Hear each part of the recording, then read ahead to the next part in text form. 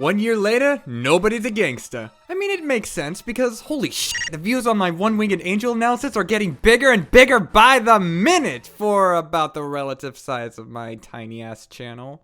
Though if you've seen that video, which, by the way, why are you not watching my other videos? You might remember that I did briefly mention other arrangements of One Winged Angel, even dedicating a full section to the remix version. But there are way more arrangements than one would realize, so I thought that it would be interesting to talk about them in a separate video. For such an iconic piece, it makes sense that they would want to bring it back in dozens of Final Fantasy games, but while they all may sound similar at first glance, each version has its own particular take on the piece that, while doesn't change its original identity too much, is still enough to qualify as a remix. And I'm just gonna say right now, for the record, every version of One Winged Angel is great. I think that's kind of a given. But some are better than others. I don't think I need to look at the original version again, since I don't have much more to add from my previous analysis. But even though I went over Rebirth in that same video, I've actually noticed a few things that I never got to talk about, and they have changed my opinion on it. Leaving the video before finding out exactly what I have noticed would bring you so many pairs that you'd end up depressed. Such a nip in the bud. So let's get it on! Because not watching my content is a terrible thing to do and you should never consider it!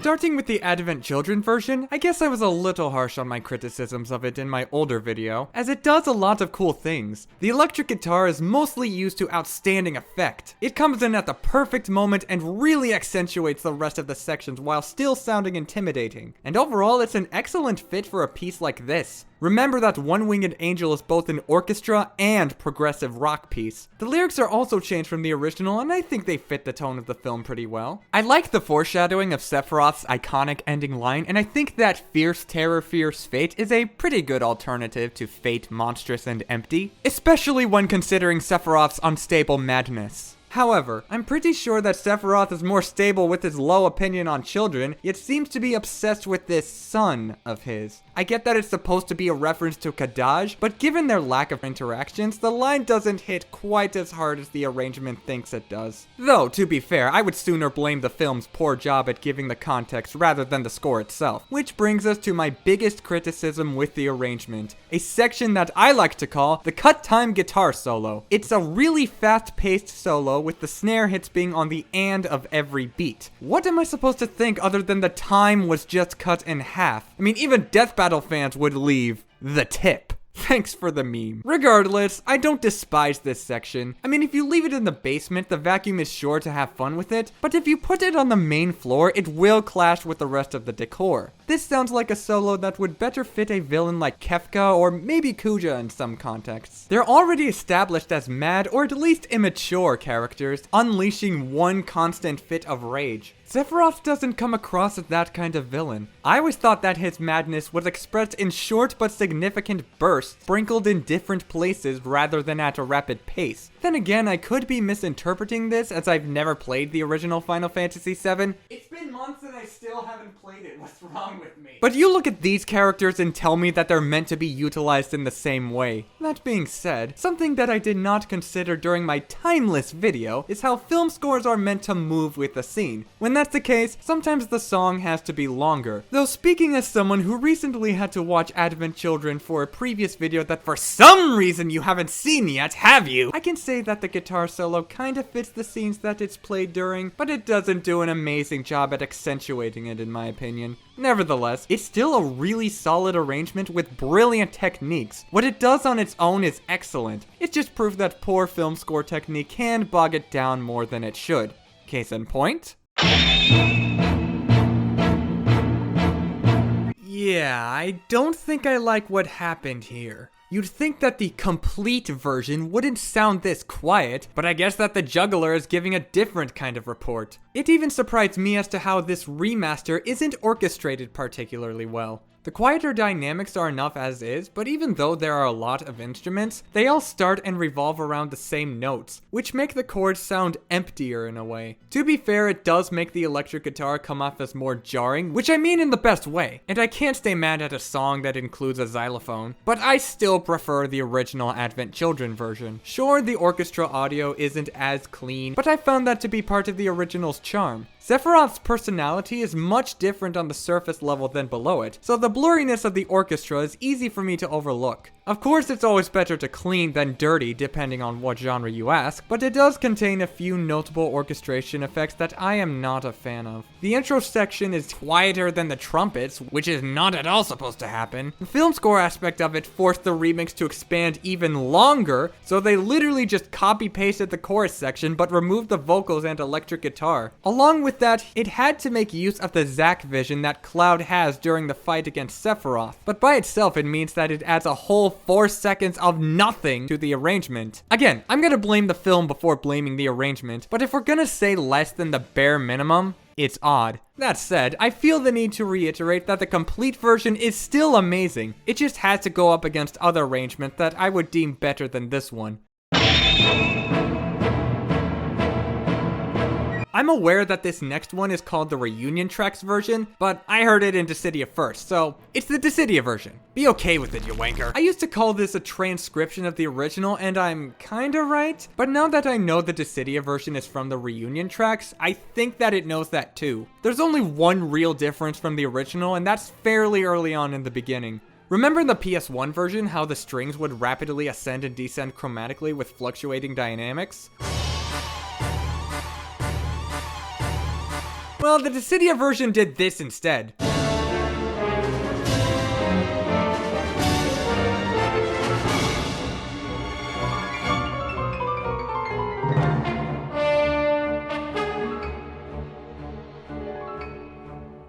I'm sorry, but this is objectively worse. This is an aspect shared across nearly every arrangement of One Winged Angel, including the Advent Children versions, but I don't get why. The piano interrupting the note makes the suspense a lot worse, and replacing those wild strings with a much simpler horn solo that lasts for a measure with strings playing one note on one dynamic is nowhere near as cool or effective. Aside from that, there's not much to say about it. It may be just a transcription, but it's a good transcription. You can tell that this was closer to the original vision of the tune, though now we get to an arrangement that is much more interesting.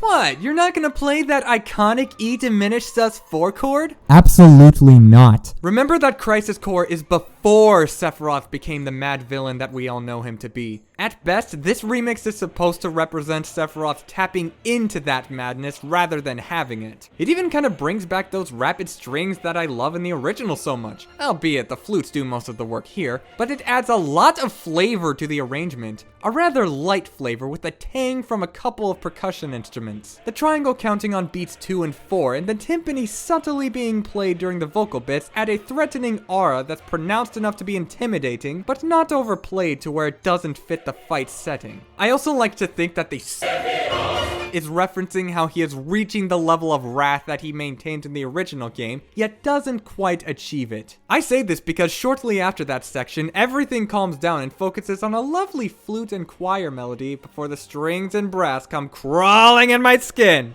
It has completely different dynamic techniques from the original. Whereas the original's dynamics relied on the removal of instruments, Crisis Core's arrangement has a lot of exaggerated crescendos, most notably in the choir. Some of their crescendos still remain in piano despite a clearly distinguishable crescendo. That takes real skill, you know. Even the horns are practically doing nothing but decrescendos. The brass section is mostly played quietly as a background instrument, but one of the most brilliant tricks that this arrangement uses is to have the brass fade out during a decrescendo until all you hear is the bassoon section. The bassoons maintain the same energy as the brass while providing the softer dynamics that it needs in that section. I mean, I guess at the end of the day, it's not as good as the PS1 version, but it's not really trying to be in some areas. And for what it does, I consider this to be the best version so far. So now we can talk about One Winged Angel Rebirth. Actually, there are 2 mobile games that have their own arrangements. Starting with Record Keeper, it does kinda suck that it goes straight to the chorus instead of building up to it like every other version, But other than that, I adore this arrangement so much, particularly because its different vocals and use of reverb. The vocal parts are much more staccato compared to the original. One Winged Angel was always more of a staccato piece in most areas, but the vocals used to be fairly legato. The lack of contrast from the vocals honestly give it a stronger sense of fear, as if Sephiroth is always striking much faster than usual. But where is he even striking from? Those motorcycles, clearly. Well, that's what this arrangement's use of reverb is actively hiding from us. It nails the atmosphere right on the head with one fell stroke, even to a point where every other nail on the board sank in fear, I think that's what the terminology is. All of this makes the arrangement one of the most frighteningly satisfying arrangements of this tune. It made me sink in fear after listening to this, just like the nail that I used to hammer Record Keeper's version just below the original Advent Children version. But that's not the only mobile game that remixed One Winged Angel. Does anyone remember Monster Strike? Have you at least heard of this game? Neither did I. There's not as much to say since it's not as experimental as Record Keepers, though I feel that Monster Strikes is a little lacking in the dynamic variety, and its notes don't hit quite as strong as other versions. And before you say that this is because of technical limitations with it being a mobile game and all, I would like to point you in the direction of Grand Blue Fantasy's soundtrack. Heck, listen to Record Keeper's soundtrack! We just talked about the Record Keeper version! And if you've been paying enough attention, then why not subscribe? I don't know what kind of budget this game had, and maybe I should check out the rest of Monster Strike's soundtrack, but for now I can say that this is still a good arrangement. There's just not much to talk about. If nothing else, I would at least place it higher than the Advent Children Completes version, cause there's nothing broken here. At least this short section lets me be able to get into One Winged Angel Rebirth, after we discuss the Kingdom Hearts remixes. All of them. All of them.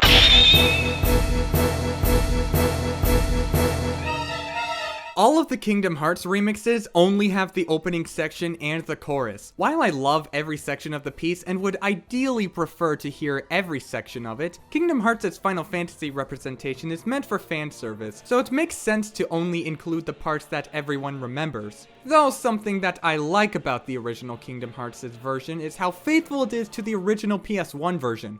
Even though the instrumentals are upgraded, they try the best that they can to replicate the sound of the PS1's instruments, even going as far as to rip the choir straight from the PS1 version. There's also this flute trill that comes after the which is actually pretty alright. You'd think that it would make the dynamic contrast less interesting since it's adding another instrument, but it's rather charming. And to compensate, the brass section is quieter than normal. Overall, I think it's a solid remix. Doesn't wow me as much as the other remixes, even in the context of other Kingdom Hearts versions, but I like what it tries to do. Regardless of how you feel about the Kingdom Hearts representation in Final Fantasy, I myself have criticized Cloud and Sephiroth's Kingdom Hearts appearances in particular, One Winged Angel is never one of those problems. In fact, it's probably one of the only Final Fantasy throwbacks that consciously acts as faithful as possible. I say that, but Kingdom Hearts 2's remix is more of a remix of the Kingdom Hearts version, which isn't bad. It's a part of Kingdom Hearts tradition, but the instruments sound really weird here. The E diminished sus4 chord has this echo that is perfectly timed with the tempo. It sounds like it's playing constant eighth notes instead of sounding like a proper reverb. Not even the creepiest valleys would accept something this uncanny. To be fair, constant eighth notes is kind of a theme for this remix, but it doesn't work with a song like One Winged Angel. The eighth notes make the shifts in dynamics too subtle so you don't really notice them, not helped by most of the instruments playing throughout the majority of the piece and almost never dropping out. All this makes the remix very dull dynamically, even more so than Monster Strike's version. The only other thing worth noting is that this version uses an accordion. Why? I'm all for using weird instruments, but it doesn't have the same chilling effect as the strings do. It honestly sounds rather silly. Being used to hearing strings, an accordion just does not work. Does it ruin the remix? No, I still like it, but I feel that I have to rank this one as the new weakest remix in this video so far. Though speaking of remixes, Kingdom Hearts Final Mix. The final mix version is mainly the original Kingdom Hearts version with updated instruments. At first I wasn't really sure whether it was better or worse. On one of my hands, I feel that the updated instruments do kinda remove its charm of actively sounding like the original version, but guess which hand is saying this crap? That's right, the hand that British people hate to give gifts with. Well, you know what they say about music in Britain. You wipe with it. So the better hand is gifting me this little moment.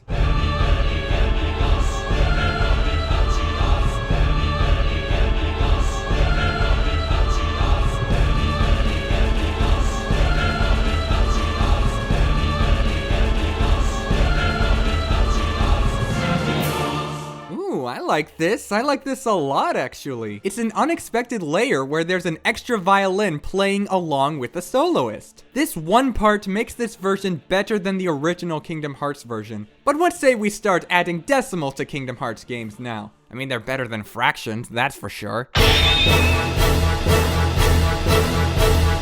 The 1.5 remix has really cool uses of winds and brass. Being able to hear them better fixes the dynamic issues that I've had with previous Kingdom Hearts versions. I mean, only one previous version, but whatever. I would have preferred trumpets as opposed to lower horns, but it's solid. Also, the flutes being played in the beginning section adds a really nice impact. I'm not talking about the flute trill that comes after I'm talking about the literal beginning section of the piece, where the flutes play a note as the choir comes in. It's a really good use of dynamics that isn't really seen in any other version. At the same time, it does add a new problem where the Veni Veni Vacias part plays a little too loudly. Otherwise, this is a pretty good remix, but I know of one that can do more than pretty good. Thank goodness that the final Kingdom Hearts remix is as phenomenal as it is. What choir did they get for this? It goes in way harder than it has any right or reason to, especially during the Veni Vacias part. Also, they finally put emphasis on dynamics.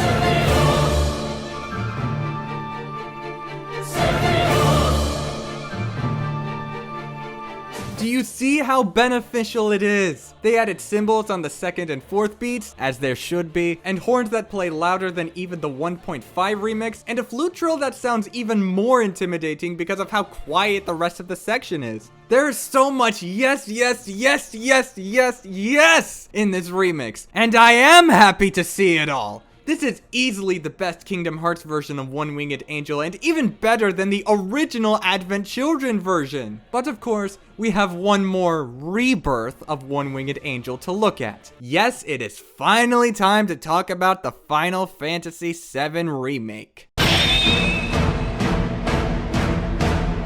If you skip the rest of the video to hear what I have to say about Rebirth, then you're a weenie and you're weak! Go back and watch the other parts of my video, you coward. But if you did watch those, I'm sorry for calling you mean names. I'm supposed to act extra nice to my subscribers, but I can only be nice if you actually subscribe to begin with. Something that I didn't go over in my original video is the interpolation. I did cover why it's there and what it represents, but I never talked about how it works. Remember when I said that I always considered Sephiroth's anger to be in short yet significant bursts? That's how the first phase is tweaked around. They play around with dynamics in this section by having the vocal part come in, get interrupted by quieter strings and horns, and then have it come back again. I feel that this is a more important route to take since it fits the more action game feel that the Final Fantasy series has been leaning more towards. It also makes sense to split the theme into different phases because of how big of a piece that One Winged Angel is. And remember, this version alone is 10 minutes long! This is what the second phase is for, because whatever parts weren't in the first phase are in the second one. Not only that, but they finally gave the descending piano notes a tangible use! They're used to increase the dynamics instead of decrease them, which is probably the best way to utilize those notes in hindsight. The rest of the phase is pretty straightforward, but the next phase brings out that iconic E diminished sus4 chord. But it feels even more unsettling than in the original. That's because of one simple change.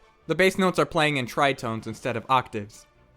That's it! You'd be surprised how a simple change impacts a piece so much, and I'm shocked that the other versions didn't do this. This phase plays a more familiar melody compared to the other phases, but the subtle changes to it make it come across as even more intimidating. All culminating in the fourth phase where it comes across like it's gonna go for a big finale, but continue with the piece anyway, starting at a soft beginning and gradually increasing in tempo and dynamics. And much like the original version, Rebirth pushes the limits of the soundtrack so that it's standing on the razor's edge. But what do we see when we reach the top? Well, let's climb to the top when we rank every version of One Winged Angel from this video. Kingdom Hearts 2, Advent Children Complete, Monster Strike, Kingdom Hearts, Dissidia / Reunion Tracks, Kingdom Hearts 1.5, Kingdom Hearts Final Mix, Record Keeper, Advent Children, Kingdom Hearts 2.5, Crisis Core, Final Fantasy VII, and Final Fantasy VII Remake. Yeah, I think that One Winged Angel Rebirth is better than the original. Sure, I haven't played the original Final Fantasy VII, but I haven't played the remake either. I've only played Dissidia, finished most of the Kingdom Hearts games, and watched Advent Children Complete Edition. So I'm not even being biased. I'm just a music enjoyer. I enjoy all kinds of music, and plan to rank or at least talk about even more kinds of music. So why not subscribe to my channel to find out which music I like the most?